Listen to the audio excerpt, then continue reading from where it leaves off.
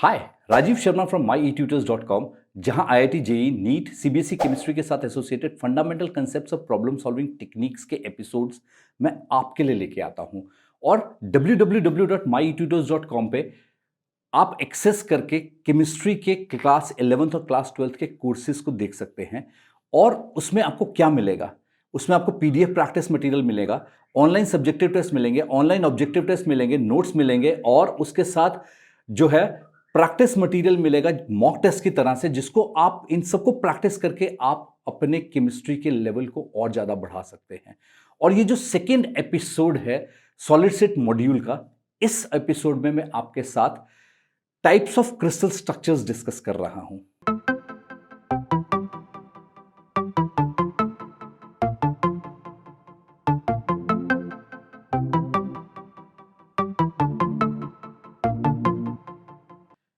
Welcome back. Types of crystal structures एक solid state का बहुत कोर कंसेप्ट है। और यदि आप पुराने आईआईटी के क्वेश्चंस देखें या एम्स के क्वेश्चंस देखें, इवन सीबीएसई के क्वेश्चंस भी देखें, तो उसमें टाइप्स ऑफ क्रिस्टल स्ट्रक्चर्स की यदि अंडरस्टैंडिंग नहीं है प्रॉपर, तो क्वेश्चंस बहुत कंफ्यूजिंग लगते हैं। तो इस पूरे मॉड्यूल में मेरी यही कोशिश रहेगी कि मैं आपको विविडली अंडरस्टैंड करवा सकूं कि किस तरह से सॉलिड्स में एटम्स की, आयंस की अरेंजमेंट होती है। और यदि अभी तक आपने मेरे इस चैनल को सब्सक्राइब नहीं किया है तो do consider subscribing my channel and don't forget to hit the bell icon. तो चलें क्लास में विविडली अंडरस्टैंड करने के लिए कि टाइप्स ऑफ क्रिस्टल स्ट्रक्चर्स के साथ क्या कंसेप्ट एसोसिएटेड है। तो अब हम देखते हैं कि किस तरह से क्रिस्टल स्ट्रक्चर्स में एटम्स या आयंस या मॉलिक्यूल अरेंज होते हैं। और इस एपिसोड में मैं आपके साथ ब्रेवियस लैटिसेस डिस्कस कर रहा हूं। तो उसमें हम देखेंगे कि किस तरह कितने ब्रेवियस लैटिसेस होते हैं और उसमें एटम्स या आयंस या मॉलिक्यूल्स किस तरह से अरेंज होते हैं। तो सबसे पहले जो डिस्कस करते हैं वो है लैटिस। तो अब हम यदि देखें तो लैटिस को हम डिफाइन करेंगे, it is regular arrangement of atoms, molecules या आयंस। तो एटम, मॉलिक्यूल या आयंस जो भी प्रेजेंट होंगे उस क्रिस्टल स्ट्रक्चर में, उसमें जब वो एक रेगुलर अरेंजमेंट में प्रेजेंट होंगे तो हम उसको लैटिस बोलेंगे। जैसे अब इस क्रिस्टल स्ट्रक्चर को हम देख रहे हैं, ये सोडियम क्लोराइड का क्रिस्टल स्ट्रक्चर है। तो इट इज सोडियम क्लोराइड। अब इस सोडियम क्लोराइड में क्रिस्टल्स में ये जो ग्रीन कलर के आयंस हैं, दीज आर क्लोराइड आयंस, और जो ब्लू कलर के आयंस हैं, दीज आर सोडियम आयंस। तो इस तरह से हमारे पास सोडियम और क्लोराइड आयन थ्री डायमेंशन में अरेंज होंगे। और अब हम देखते हैं कि किस तरह से ये थ्री डायमेंशन में अरेंज होंगे और क्रिस्टल लैटिस कैसे होगा। तो ये देखें कि ये जैसे आप स्क्रीन पे देख रहे हैं कि ये थ्री डायमेंशन एरे में सोडियम क्लोराइड प्रेजेंट है। और इस सोडियम क्लोराइड में जो है, जैसे मैंने पहले बता चुका हूं कि इसमें सोडियम और क्लोरीन आयंस है। जो ग्रीन कलर के आयंस है क्लोराइड आयंस है, और जो ब्लू कलर के आयंस है वो सोडियम आयंस है। तो इस तरह से ये अरेंज्ड है। और ये थ्री डायमेंशन में हम देख सकते हैं कि एक्स, वाई और जेड, जैसे ये आपको ब्लू लाइन दिख रही है कि this is X axis, this is Y axis और ये जेड एक्सिस। तो ये थ्री डायमेंशनल एरे में basically sodium chloride ions arranged हैं। तो यूजुअली केमिस्ट्री में थ्री डायमेंशनल एरे में कोई भी क्रिस्टल स्ट्रक्चर को स्टडी करना बहुत मुश्किल होता है। तो इसीलिए क्या होता है कि इसको, और ये जो थ्री डायमेंशनल एरे में है, इसको हम यूजुअली कहते हैं इट इज स्पेस लैटिस। तो स्पेस का मतलब यहां पे हो जाएगा कि थ्री डायमेंशंस, और lattice is regular arrangement of atoms. तो जब किसी भी क्रिस्टल लैटिस की थ्री डायमेंशन में अरेंजमेंट ऑफ एटम्स, मॉलिक्यूल्स या आयन है, उसको हम स्पेस लैटिस कह देंगे। और यूजुअली हम स्पेस लैटिस को स्टडी भी नहीं करते हैं। तो हम स्टडी करने के लिए जो देखते हैं वो यूनिट लैटिस देखते हैं। तो अब हम देखते हैं इसी सोडियम क्लोराइड का कि यूनिट लैटिस कैसे आएगा। तो अब हम यूनिट लैटिस को देखें तो यूनिट लैटिस हो जाएगा कि it is the most primitive arrangement. Primitive का मतलब हो जाएगा कि सबसे सिंपलेस्ट अरेंजमेंट, जो सबसे सिंपलेस्ट अरेंजमेंट पॉसिबल हो सकेगी, उस अरेंजमेंट की हम बात कर रहे हैं। और वो क्या अरेंजमेंट, क्या किस कंटेक्स्ट में होनी चाहिए कि जो स्पेस लैटिस है, जैसे स्पेस लैटिस में सारे एटम्स, मॉलिक्यूल्स या आयंस अरेंज्ड है, उसी तरह से वो यूनिट लैटिस में भी अरेंज होने चाहिए। तो उसको हम बोलेंगे यूनिट सेल। अब जैसे हम सोडियम क्लोराइड का हमने थ्री डायमेंशनल एरे देखा, तो उसी का ही मैं यूनिट लैटिस आपको दिखा रहा हूं ये। और इसमें आप ये देखेंगे कि जो ये आयंस है या ये जो स्ट्रक्चर है जहां पे ये गोल्डन कलर की आपको वो दिख रही है, तो ये जो है उसको यूनिट लैटिस शो कर रहा है कि ये यूनिट लैटिस है, और उसको 3 डायमेंशनल एरे में हम किस तरीके से सिंपलेस्ट अरेंजमेंट को हम ले रहे हैं जो एग्जैक्ट रेप्लिका है ऑफ द स्पेस लैटिस। और यदि हम यूनिट सेल ही देखें कि सोडियम क्लोराइड का यूनिट सेल कैसे हो जाएगा, तो ये जो है यूनिट सेल हो जाएगा जिसमें ये क्लोराइड आयंस हो जाएंगे। तो ये क्लोराइड आयंस प्रेजेंट है और ये सोडियम आयंस प्रेजेंट है। तो सोडियम आयंस और जो ब्लू कलर के सोडियम आयंस हैं और जो ग्रीन कलर से क्लोराइड आयन है, और ये इस तरह से सिंपलेस्ट अरेंजमेंट है जो मैंने यहाँ आपको पहले भी ये अरेंजमेंट दिखाई है। इसमें जो ये unit cell simplest unit cell दिखा रहे हैं उसी को मैंने ये यहाँ पे प्लेस किया है कि इस तरह से जो हो जाएगा कि सोडियम क्लोराइड का यूनिट सेल बनेगा। अब इसी को मैं यदि जैसे मैंने फर्स्ट स्ट्रक्चर दिखाया था उसके हिसाब से इसको मैं प्लेस करूं तो अब ये हो जाएगा unit cell with space filling. तो unit cell with space filling का मतलब है कि यहाँ पे जो मैंने स्पेसिस यहाँ इस स्ट्रक्चर में जो आपको स्पेसिस दिख रहे हैं ये इन बिटवीन, ये सारे स्पेसिस मैंने फिल कर दिए और जो एटम है उसको एग्जैक्ट साइज के हिसाब से मैंने प्लेस कर दिया है। तो ये जो है स्पेस फिलिंग वाला स्ट्रक्चर हो जाएगा। अब इसी को हम देखें तो ये किस तरह से 3 डायमेंशन में दिखेगा। तो यदि ये देखेंगे 3 डायमेंशन में, जैसे हमें यूनिट सेल दिख रहा है कि उसके बीच में यूनिट सेल है, एटम्स अरेंज्ड हैं। जैसे मैंने आपको पहले ही बताया कि क्रिस्टल लैटिस का मतलब हो जाएगा कि orderly arrangement of atoms, molecules और आयंस होगी। तो यहाँ पे आप देखें कि यहाँ पे ऑर्डरली अरेंजमेंट हो रही है और ये बिल्कुल ऑर्डरली अरेंजमेंट है और उसी के हिसाब से हम उसको यूनिट सेल बना रहे हैं। और यदि हम यूनिट सेल ले लें तो ये जो है आपको यूनिट सेल दिख रहा है 3 डायमेंशन में किस तरह से यूनिट सेल होगा और कैसे हम उसको रोटेट करके यूनिट सेल को देख सकते हैं किस तरह से है। और अब इसी को ही मैं यदि स्पेस फिलिंग में ले जाऊं तो ये हो जाएगा स्पेस फिलिंग में यूनिट सेल कि इस तरह से हमें एटम्स, मॉलिक्यूल्स या आयंस की अरेंजमेंट दिखेगी। तो जो हम केमिस्ट्री में स्टडी करते हैं वो यूजुअली यूनिट सेल्स की स्टडी करते हैं। तो अब हम देखते हैं कि यूनिट सेल्स के साथ बेसिक किस तरह से हम स्टार्ट करते हैं और कितने टाइप्स के यूनिट सेल पॉसिबल है। तो अब हम जैसे ये फिगर देख रहे हैं, इस फिगर में हम देख रहे हैं कि 3 एक्सिस है। सपोज ये एक्सिस जो हो गया एक्स एक्सिस है, ये एक्सिस हो गया वाई एक्सिस है और ये एक्सिस जेड एक्सिस है। तो ये एक्स वाई जेड एक्सिस के बीच में मैंने एक क्रिस्टल लैटिस बनाया है। अब ये जो एक्स एक्सिस पे जहां इसकी इंटरसेप्ट हो रहा है, इस डिस्टेंस को फ्रॉम द ओरिजिन से दिस डिस्टेंस इज ए।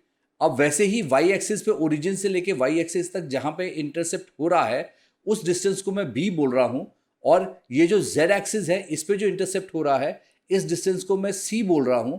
तो ए बी सी जो हो जाएंगे 3 डिस्टेंसेस हो जाएंगे ऑन द एक्सिस।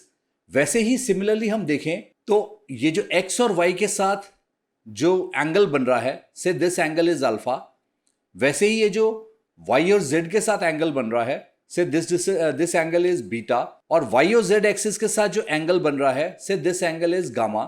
तो अब क्या हो जाएगा हमारे पास, तो अल्फा बीटा गामा जो हो जाएंगे वो 3 एंगल्स हो जाएंगे विद द रिस्पेक्टिव एक्सिस। तो हमारे पास अब 6 वेरिएबल आ गए, 3 जो है डिस्टेंसेस हैं और 3 जो है एंगल्स बन रहे हैं बिटवीन द वर्टाइसेस। तो वर्टाइसेस के बीच में एंगल बन रहे हैं। तो अब इसी के हिसाब से हम डिफरेंट स्ट्रक्चर्स को देखते हैं। तो जो फर्स्ट स्ट्रक्चर हम देख रहे हैं वो क्यूबिक स्ट्रक्चर हो जाएगा। So this side is A, this side is B and this side is C. तो ये 3 साइड्स हो गई और उसके साथ ये एंगल्स हो गए। से this angle is alpha, this angle is beta. तो ये एंगल हो जाएगा, so this is alpha, this is beta and this is gamma. तो हमारे पास 3 एंगल्स हो गए। तो यहां पे हमारे पास क्या कंडीशन हो रही है कि all sides are equal and all angles are of 90 degrees. तो तीनों साइड्स भी इक्वल है और तीनों एंगल्स भी इक्वल है। तो ये जो फर्स्ट टाइप का क्रिस्टल स्ट्रक्चर हो जाएगा जिसमें all sides are equal and all angles are of 90 degrees, तो उसको हम बोलेंगे cubic arrangement of crystal lattice. अब हम ये 3D में देखें तो ये क्यूबिक अरेंजमेंट जो हो जाएगी इस तरह से हो जाएगी कि जो क्यूब है वो इस तरह से आ जाएगा कि 3D में जो है हम इस तरह से उसको कह सकते हैं कि क्यूब जो है उसमें ऑल साइड्स आर इक्वल और all angles are of 90 degrees. तो ये हो जाएगा क्यूबिक स्ट्रक्चर के साथ एसोसिएटेड इंपॉर्टेंट प्रॉपर्टीज। अब यदि हम नेक्स्ट अरेंजमेंट देखें तो वो आ जाएगी हेक्सागोनल अरेंजमेंट आ जाएगी।